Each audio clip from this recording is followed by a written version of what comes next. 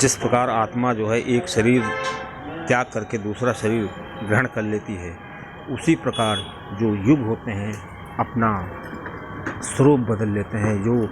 कलयुग चल रहा है, कलयुग इस समय शुरुआत पे है, उठान पे है दोस्तों। कहा जाता है जो कलयुग है वो काफ़ी लंबा चलेगा, लगभग 4,32,000 वर्ष इसका समय है और इसकी शुरुआत ईसा पूर्व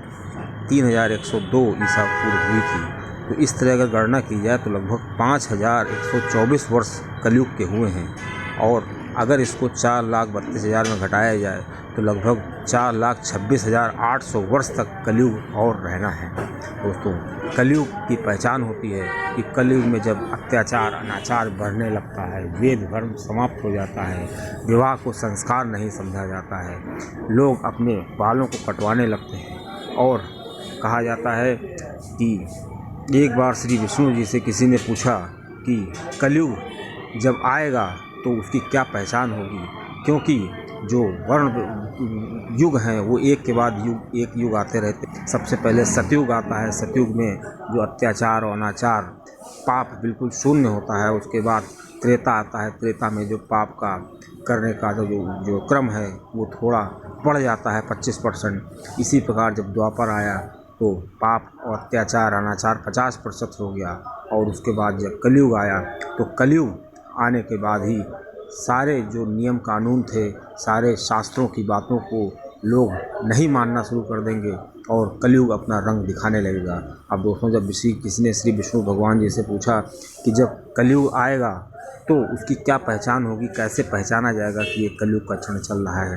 तो श्री विष्णु जी ने कहा कि कलयुग की शुरुआत कब हुई थी, जब सभी ग्रह मंगल, बुध, बृहस्पति, शुक्र और शनि ये सब मेष राशि में थे और 0 डिग्री पर थे, तब कलयुग की शुरुआत हुई थी। और ऐसी जो घटना होती है बहुत ही कम होती है, ये हमेशा कलयुग की शुरुआत में ही ऐसा होता है। और इसकी पहचान है कि विवाह को संस्कार नहीं समझा जाएगा, पिता पुत्र में द्वेष रहेगा, पुत्र पिता की इज्जत नहीं करेगा और घर की जो बालाएं होंगी वो सारे अपने संस्कार भूल जाएंगी और जो मनुष्य की जो उम्र होगी वो 12 वर्ष होगी। कहा जाता है कि मनुष्य का कद भी छोटा होता जाएगा, मनुष्य मांस मदिरा का भक्षण करेगा, वेदों से उसका जो विश्वास है वो ख़त्म हो जाएगा, लोग शास्त्रों की बात नहीं मानेंगे, लोग हमेशा पाप को ही सही समझेंगे और हर काम को करने का तरीका वही सही समझेंगे जो पाप से शुरू होता है। इस प्रकार जो कलयुग को दूर से ही पहचाना जा सकता है। तो सबसे बड़ी बात यह है कि जो कलयुग है